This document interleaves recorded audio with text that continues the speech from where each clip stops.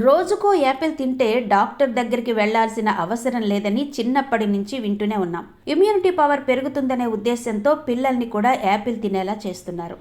అనారోగ్య సమస్యలున్నప్పుడు కూడా యాపిల్స్ ఎక్కువగా తినమని వైద్యులు చెబుతూ ఉంటారు. అయితే యాపిల్ తినడం వల్ల చాలా ప్రయోజనాలున్నాయని, అయితే పొరపాటున దాని గింజలను తింటే మాత్రం ప్రమాదం ఉందని వైద్యులు వివరిస్తున్నారు. యాపిల్లోని గింజల్లో విషపూరితమైన సైనైడ్ ఉంటుందట. యాపిల్లో 1 లేదా 2 గింజలు తింటే పర్వాలేదు, కానీ అంతకు మించి మన శరీరంలోకి వెళ్లడం వలన ప్రాణాపాయం తప్పదని నిపుణులు చెబుతున్నారు. ఒక సర్వే ప్రకారం 60 కిలోల బరువున్న 40 ఏళ్ల వ్యక్తి 150 నుండి 175 యాపిల్ గింజలు తినడం వల్ల మరణించాడు.